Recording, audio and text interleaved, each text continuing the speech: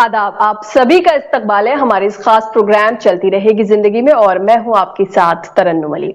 दोस्तों, मौसीकी में करिश्माई ताकत है। जो बात लफ्जों में बयां ना हो सके उसे मौसीकी के जरिए रूह तक में उतारा जा सकता है।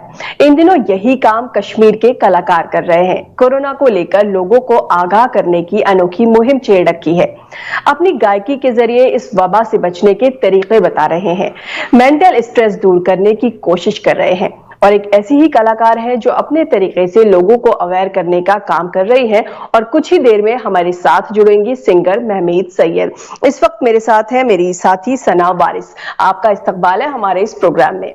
नाज़रीन, आप भी हमारे इस प्रोग्राम में शामिल हो सकते हैं, हमें कॉल कर सकते हैं। हमारे नंबर्स लगातार आपकी टीवी स्क्रीन पर फ्लैश हो रहे हैं। और हाँ, जब भी आप हमें कॉल करें तो अपनी टीवी की आवाज बंद कर दें, हमें इंतजार रहेगा आपके सवालों का। सना, इससे पहले कि जो हमारी आज की मेहमान है वो हमारे साथ जुड़े, तब तक अपने जो हमारे नाजरीन हैं उनको हम कोरोना को लेकर के मुल्क भर में क्या अपडेट है वो बता देते हैं। अगर पिछले 24 घंटे की हम बात करें तो पिछले 24 घंटे में 44,281 नए मामले दर्ज हुए हैं। वहीं अगर टोटल मरीजों की बात करें, इस वक्त जो मुल्क में एक्टिव केसेस हैं उनकी बात करें तो 85,91,730 केसेस जो हैं वो एक्टिव हैं। और वहीं एक अच्छी खबर ये भी है कि जो रिकवर हो चुके लोग हैं उनकी जो तादाद है 79,62,406।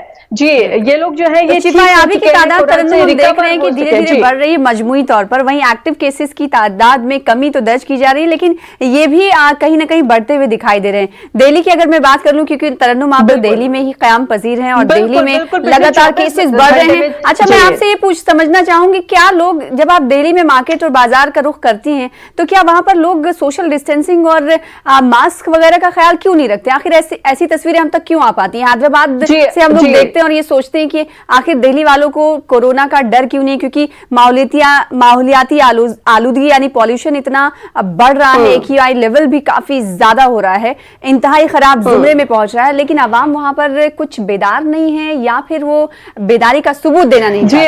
देखिए सना, एक तो सबसे बड़ी वजह ये है कि इस वक्त फेस्टिव सीजन है, दिवाली आ रही है जो कि एक बहुत बड़ा फेस्टिवल है। तो लोग क्या है कि एक मार्च से घर में रहते रहते बहुत परेशान भी हो गए हैं, घर में रहते रहते एक स्ट्रेस का भी माहौल है। तो लोग घर के बाहर जाना चाहते हैं, थोड़ा घूमना चाहते हैं, खुश होना चाहते हैं। तो जैसे फेस्टिवल सीजन है, लोग जा रहे हैं, शॉपिंग कर रहे हैं और शॉपिंग करते वक्त सोशल डिस्टेंसिंग का ख्याल नहीं रख रहे हैं, क्योंकि पहले केसेस कम आ रहे थे, लेकिन जैसे ये फेस्टिव सीजन करीब आ रहा है तो तादाद भी लोगों की जो है मरीजों की वो बढ़ रही है। अगर पिछले 24 घंटे की ही बात करें तो 7,830 नए केसेस दर्ज किए गए हैं। लोग बेदार हैं, लोगों को इस बात का ख्याल है कि कोरोना है और एहतियात भी बरतनी है। लेकिन ये एक ऐसा माहौल है कि शायद लोग परेशान हो गए हैं। अवेयरनेस तो है लेकिन लोग सोशल डिस्टेंसिंग का ख्याल नहीं कर रहे हैं। तो शायद ये वजह हो सकती है जो इस वक्त ज्यादा केसेस आ रहे हैं, मेरे ख्याल से ये हो सकता है। और वहीं काउंटर करने के लिए इन तमाम केसेस को सरकार पूरी तरीके से इकदाम उठा रही है, सरकारी सतह पर कहा जा रहा है। अरविंद केजरीवाल ने हालांकि तीसरा वेव इसको माना है कि तीसरी बार कोरोना दिल्ली में दस्तक दे रहा है, इसलिए लोग दिल्ली के ज्यादा मुहतात रहें।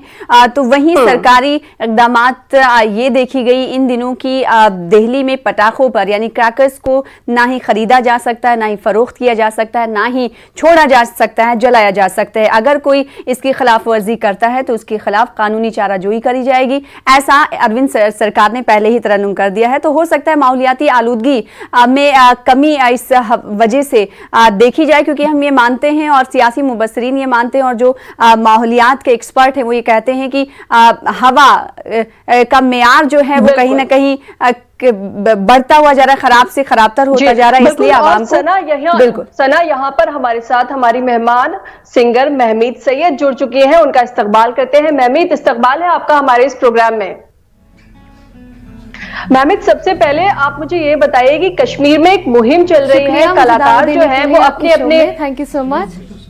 जी, देखिए कश्मीर में इस वक्त एक मुहिम चल रही है, कलाकार अपने अपने तरीके से लोगों को अवेयर करने का काम कर रहे हैं। हालांकि आप इस मुहिम का हिस्सा नहीं है, लेकिन आप भी अपने तरीके से लोगों को अवेयर कर रही हैं। बहुत जल्द आपका एक इवेंट आ रहा है मेंटल हेल्थ को लेकर के, तो ये इवेंट किस तरह का है और आपका इसमें क्या रोल है?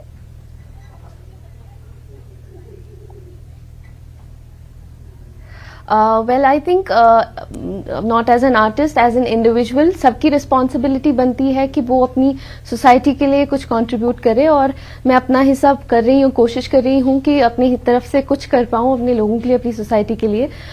मेरे सर पे रिस्पॉन्सिबिलिटी है थ्रू कल्चर में कैसे प्रमोट करूँ अपने कल्चर को, और उसी के थ्रू किस तरह से मैं अवेयरनेस लाऊं अपनी सोसाइटी में, that's what I am doing.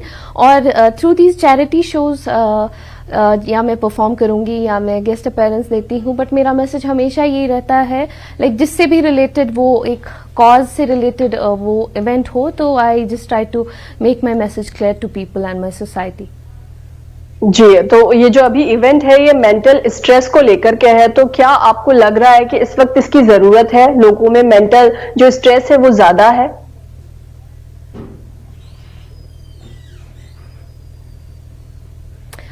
बिल्कुल, आई थिंक टॉकिंग अबाउट अगर छोटी एज की भी बात करेंगे, लाइक 6-7 साल के भी बच्चे होते हैं, उनको भी आज की डेट में काफी ज्यादा स्ट्रेस है, और I think we all are suffering, कोई ना कोई मेंटल एलिमेंट होता ही है, स्ट्रेस होता है, परेशानी होती है।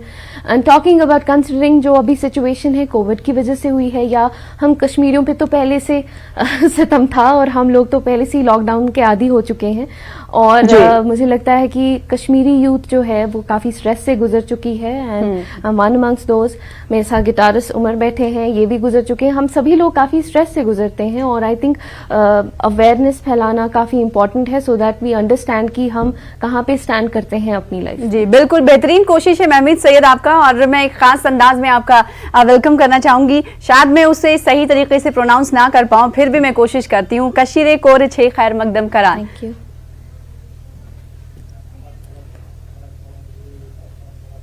ओह शुक्रिया, शुक्रिया तो हूँ, शुक्रिया तो हूँ। कैसी हैं आप, खैरियत से?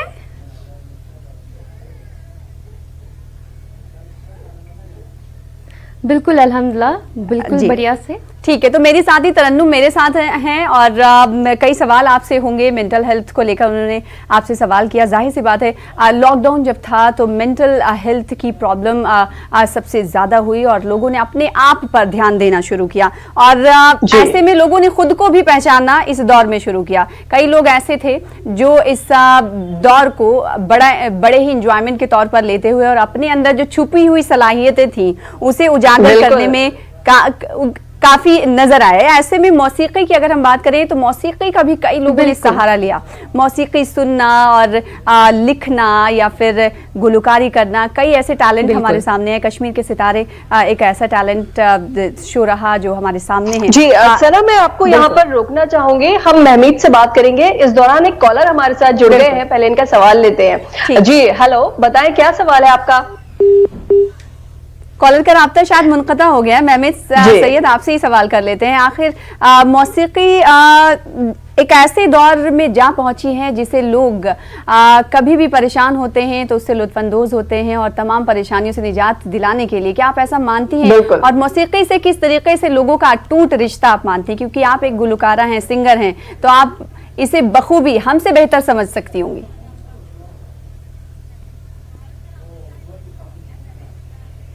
एब्सोल्युटली, आई थिंक म्यूजिक एक स्ट्रेस बस्टर है। ऊपर वाले को याद करने के बाद अगर कोई चीज मेरे लिए वर्शिप है वो म्यूजिक ही है।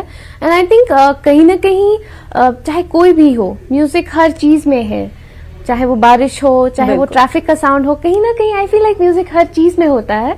Being an artist, being a singer, तो मुझे लगता है कि काफी सारे लोग इससे लुत्फानंदोज होते हैं और उनको स्ट्रेस काफी हद तक कम हो जाता है, प्रॉब्ली कभी खत्म भी हो जाता है। जैसे मैं हूँ, मेरा हर मूड के लिए एक अलग म्यूजिक होता है, गाड़ी में अलग, बेड में अलग, कुकिंग करते टाइम अलग। तो आई थिंक म्यूजिक मेरी हर लाइफ के स्टेप में जुड़ा हुआ है, कनेक्टेड है। आई थिंक सभी के लिए म्यूजिक एक स्ट्रेस बस्टर की तरह काम करता है।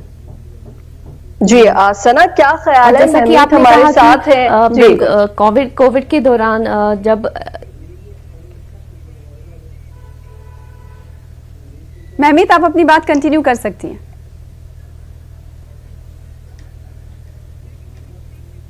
जी, मैं ये कह रही थी, जैसे आपने बिल्कुल सही कहा कि कोविड के दौरान जैसे कई सारे लोगों की जो सलाहियत जिसमें थी, उन्होंने वो बाकायदा काफी उसमें अपना टैलेंट दिखा, उसमें पैशनेट हो गए, और कई सारे लोगों का मैं देखती थी कुकिंग वाला टैलेंट बाहर आ गया, कई सारे लोग कंपोज कर रहे थे, कई सारे लोग लिख रहे थे। तो एक ये अच्छी चीज हो गई, और सबसे बड़ी बात ये हो गई कि हम सभी लोगों ने अपनी फैमिली के साथ टाइम स्पेंड किया, क्योंकि यहाँ इंटरनेट भी नहीं चल रहा था। तो हमें बहुत एक अच्छा टाइम मिला कि हम फोन्स को साइड पे रख के अपनी फैमिलीज के साथ बैठे रहे और उनके साथ अच्छा टाइम स्पेंड करें। बिल्कुल। महमीत, आपका नाम तो काफी अट्रैक्टिव है, काफी प्यारा नाम है, खूबसूरत नाम है।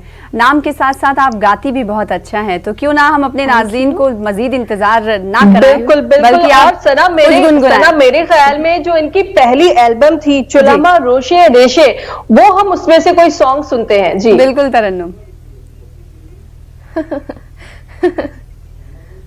बिल्कुल, जरूर जरूर जरूर। मैं टाइटल सॉन्ग ही गाऊंगी। चुलमा रोशे रोशे नाम है सॉन्ग का, और एल्बम का भी नाम चुलमा रोशे रोशे था। जफर सलाती साहब ने प्रोड्यूस और डायरेक्ट किया था। तो मैं अपने भाई से कहूंगी ई में जो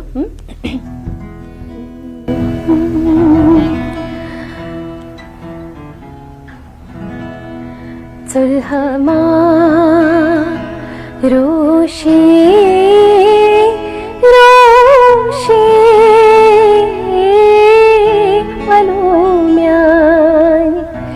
पोशे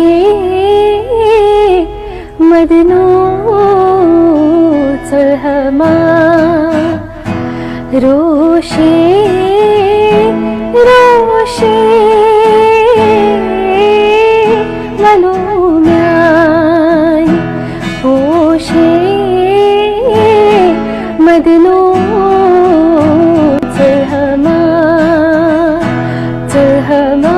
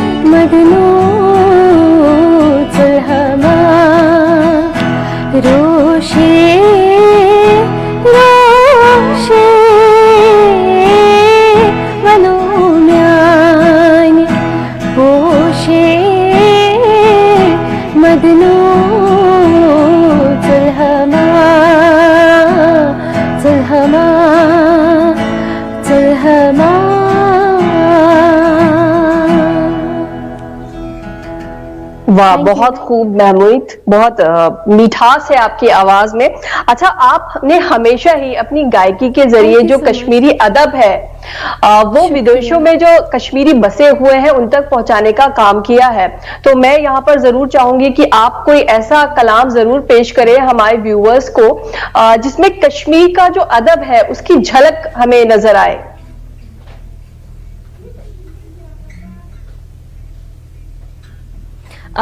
वैसे मैं आपको बता दूं, मेरे जो भी मैं गाती हूँ या इंटरनेशनली परफॉर्म किया है, यहाँ परफॉर्म करती आई हूँ, वो हमेशा कश्मीरी अदब से ही रिलेटेड होता है। वो सूफियाना कलाम ही होता है। ये जो भी मैंने गाया ये तो लुग़त था, लेकिन जनरली हमारा रहता है कि हम सूफियाना कलाम गाए, रिच जो लिटरेचर है उसको प्रमोट करें। उसके साथ साथ मेरा जो अटायर होता है, मैं ऑलवेज मेक श्योर कि मेरे अटायर में कुछ कश्मीरीपन है कि जो लोग देखे और पसंद आए उन्हें। तो बिल्कुल एक कलाम है, नाम साहब है उनका नाम है, और दिल बरो में दिलस।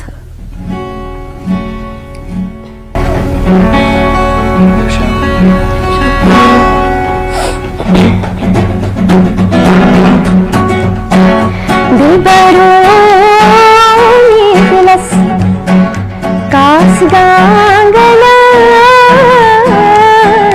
बहबल चाने दीवार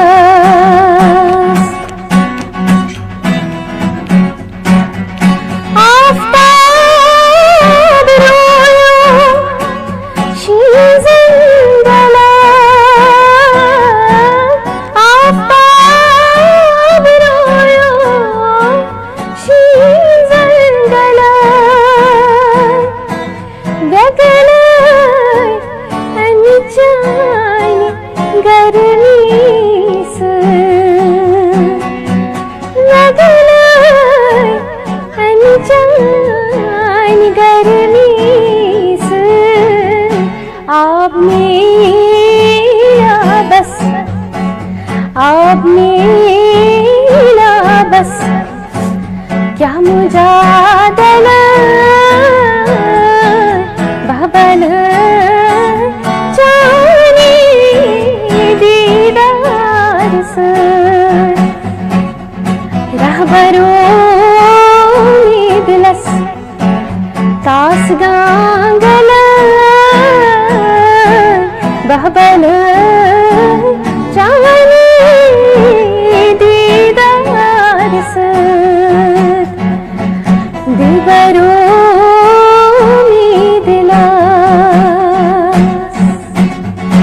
वाह, बहुत खनकती हुई आवाज है महमीद साहिबा आपकी। जब खनकती हुई सुरीली आवाज लोगों की कानों तक पहुंचती है और लोग मदमस्त हो जाते हैं, तब सबके जहन में एक ही सवाल आता होगा कि आखिर इनका शौक कहां से पैदा हुआ, कहां से सीखा, कब शौक पैदा हुआ। इस हवाले से क्या जानेंगे। एक कॉलर हमारे साथ जुड़ गए हैं, पहले इनका सवाल लेते हैं, फिर आपसे, फिर महमीद से जानेंगे कि कहां से इनका शौक शुरू हुआ। जी हेलो, बताएं क्या सवाल है आपका? जरूर हेलो जरूर। हेलो, कौन से कॉलर फोन लाइन पर इस वक्त मौजूद है? हेलो, आप हमें सुन पा रहे हो तो अपना सवाल कर सकते हैं। चलती रहेगी जिंदगी प्रोग्राम लाइव आप देख रहे हैं। हमारे दरमियान एक सिंगर भी मौजूद है, महमीद साहिबा, जो कि अपनी खूबसूरत और दिलकश आवाज से सभी को मदमस्त कर रही हैं। कॉलर शायद हमारे दरमियान नहीं है तरन्नुम अली। हम महमीद साहिबा का रुख कर लेते हैं और उस सवाल का जवाब ले लेते हैं जो कुछ देर पहले किया था।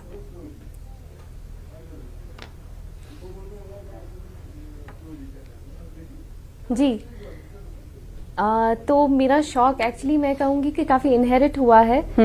मम्मा म्यूज़िक ग्रेजुएट थी और वो गाती थी, उनसे इनहेरिट हुआ मुझ में, और मुझ में बचपन से ही शौक था गाने का। घर पे गुनगुनाती थी, गाती थी, लेकिन काफ़ी शाय थी।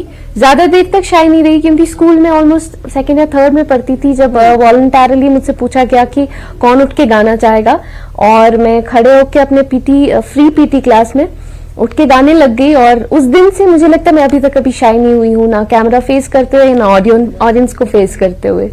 तो ये शौक कम इनहेरिटेंस भी है, कहीं ना कहीं मेरे जीन्स में है, जेनेटिक है, जो मैं अपने शौक की तरह उसको आगे लेके आई हूँ अभी तक।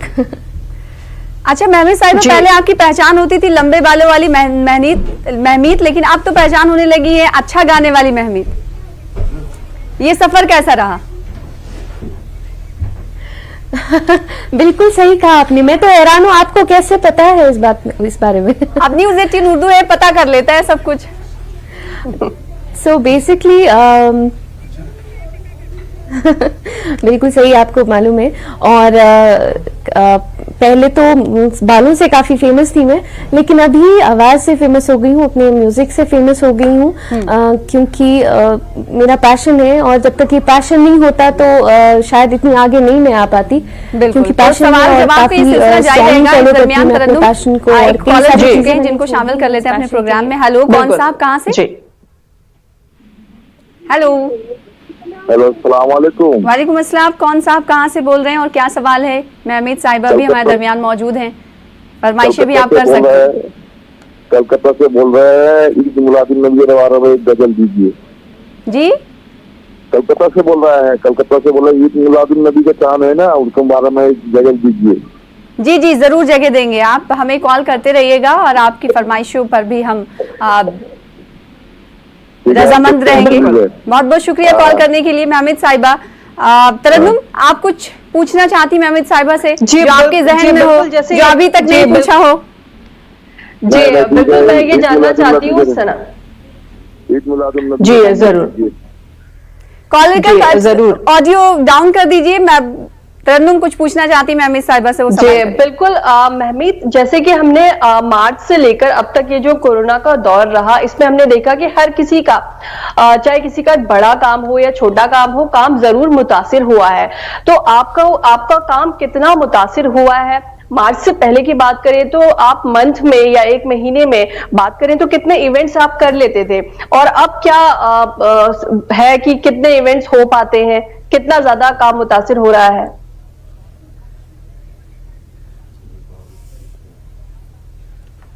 आई थिंक कोविड से पहले हमारे यहाँ पे पहले से ही लॉकडाउन हुआ था, और उस टाइम पे तो ना हमारे पास इंटरनेट था और हम कहीं जा नहीं पाते थे। बिल्कुल। इंटरनेट धीरे धीरे स्टार्ट हुआ, तो उसके बाद हम ऑनलाइन स्टार्ट करना शुरू किया, परफॉर्म करना। और अभी तो हम कई सारे इवेंट्स में भी जाते हैं, ऑब्वियसली विद जो स्पेसिफिक एसओपीज होते हैं उनको फॉलो करते हुए। लेकिन बहुत मुश्किल रहा, क्योंकि लाइफ एक हॉल्ट पे आ गई थी और समझ में नहीं आ रहा था कि ये कब तक एंड होगा। ऑल्दो अभी कोई एंड नहीं हुआ है, इस जो कहर है अल्लाह ताला की तरफ से, ये कहीं खत्म नहीं हुआ है, लेकिन फिर भी एक उम्मीद है अब, क्योंकि हमने लड़ना सीख लिया, और उम्मीद है कि शायद ये बहुत जल्द से जल्द इख्तिताम को पहुंचे और हम लोग वापस अपनी जो हमारा नॉर्मल रूटीन था उसमें वापस आए। लेकिन एक सबक हम सभी ने, मुझे लगता है, जरूर सीखा कि हम चाहे कितनी भी प्लान्स करें, ऊपर वाले ने जो प्लान करना किया है, डिसाइड किया है हमारे लिए, हम उसको ओवरशैडो, ओवरपावर कभी नहीं कर सकते। क्योंकि कई सारे लोग भूल चुके थे कि एक ऊपर बहुत बड़ी हस्ती है जो हमें चलाती है।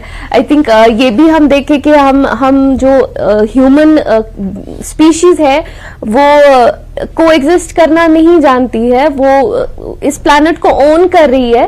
एक ये भी चीज हो गई कि इस दौरान जो जानवर है या जो हमारा एनवायरनमेंट है, हमारा नेचर है, वो थोड़ा लाइन पे आ गया, ट्रैक पे आ गया, और हम अंदर रहे और वो थोड़ा फ्रीडम उन्होंने फील किया। तो आई थिंक हर चीज में कुछ अच्छी चीज होती है। अगर ये काफी बहुत खराब चीज थी, कोविड अभी भी है, बट साथ ही साथ हमें ये मैसेज मिला कि किस तरह हमें को एग्जिस्ट करना सीखना चाहिए। हमें बाकी जो स्पीशीज हैं, हमारा एनवायरनमेंट है, हमारा नेचर है, उसको एक्सेप्ट करके चलना चाहिए। खाली हम लोग इस दुनिया में नहीं रहते। बहुत दुरुस्त बात आपने कही महमीद साहिबा। जब कोई सिंगर हमारे दरमियान हो तो हमें लगता है कि हमें उनसे ज्यादा बातें करनी चाहिए, बल्कि सुनना चाहिए। और अगर बॉलीवुड डेब्यू की बात करें तो पहली कश्मीरी खातून ने बॉलीवुड में डेब्यू किया था, वो है महमीद सैयद साहिबा। शायद मेरे ख्याल में 2004 में आपने डेब्यू किया था। कौन सा गाना था जो आपने बॉलीवुड के लिए गाया था? वो आज कश्मीरी लोगों के लिए नहीं बल्कि हिंदुस्तान की तमाम वो तो खैर कभी आया नहीं, लेकिन वो तो खैर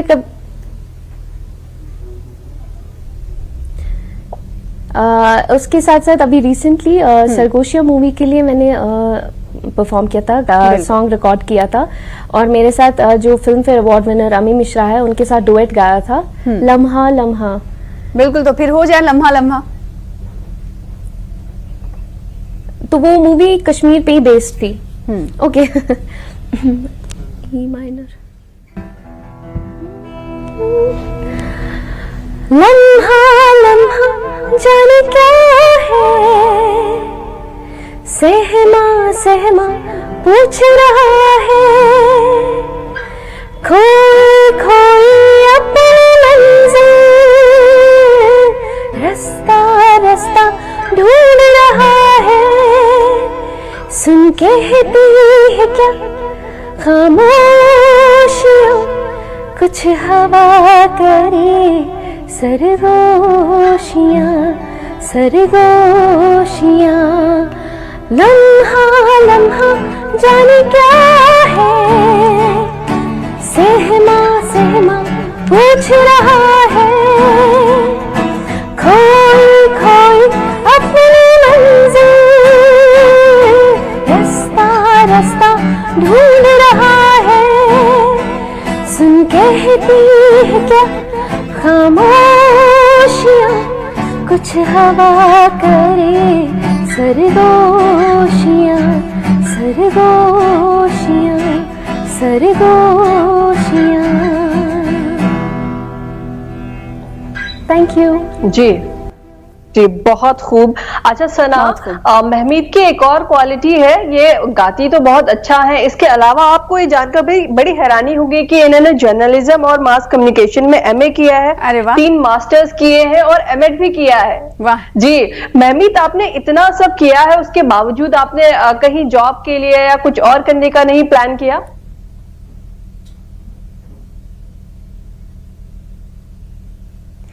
आई थिंक जो सारी डिग्रीज मैंने की वो बस अपनी अपना इल्म बढ़ाने के लिए हासिल की है। बाकी जो मेरा शौक और मेरा पैशन हमेशा म्यूजिक ही रहा है। आई डोंट थिंक मैं बनी हूँ, मुझे जॉब के लिए ऑफर्स आई। बिल्कुल, और ये तरन्नुम, ये बात जो महमीद साहिबा कह रही हैं, मुझे ये उन लोगों के लिए भी काफी अहम है जो इंस्पिरेशन लेते हैं और जिनके लिए कहा जाता है कि आपको जिसमें पैशन हो, जो आप करना चाहते हैं उस पर ही फोकस करें। बज़ाहिर तालीम जरूरी है, लेकिन आपको अपने मकसद पर और एम पर भी फोकस करना चाहिए। इसकी मिसाल महमीद साहिबा पेश करती हैं। जी बिल्कुल, एब्सोल्युटली एब्सोल्युटली एब्सोल्युटली। तरन्नुम, आप कुछ पूछना चाहेंगी मजीद? जी, मेरा दिल तो सना ये कर रहा है कि महमीद से, क्योंकि वक्त हमारे पास कम है, तो चलते चलते एक और उनका कोई कलाम हो जाए ताकि हमारे व्यूवर्स जो हैं वो भी खुश हो जाएं कि महमीद साथ है और कुछ अच्छे कलाम वो सुन पाए। तो महमीद, चलते चलते हम चाहेंगे कि एक कलाम आप जरूर सुना दें। जी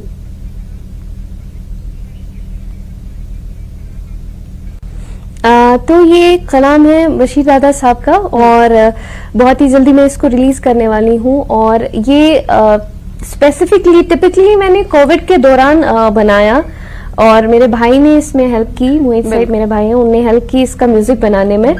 और इंशाल्लाह बहुत ही जल्द इसको रिलीज करूंगी क्योंकि ये हमारी डे टू डे लाइफ के साथ भी काफी मैच करता है, क्योंकि हमारी एक लाइफ है, ये सफर है। चाहती हूँ और हम ऊपर वाले से माजरत चाहती हूँ, आपको यहाँ पर रोकना चाहूंगी। असल में वक्त हमारे पास बहुत ही कम है। आइंदा फिर किसी प्रोग्राम में आपके साथ आपका एक कलाम हम जरूर सुनेंगे। आपका हमारे साथ जुड़ने के लिए, सना आपका हमारे साथ जुड़ने के लिए बहुत बहुत शुक्रिया। तो नाजरीन, फिलहाल हमें दीजिए इजाजत, आपसे फिर मुलाकात होगी। आदाब, तब तक आप सेफ रहिए और घर पर रहिए।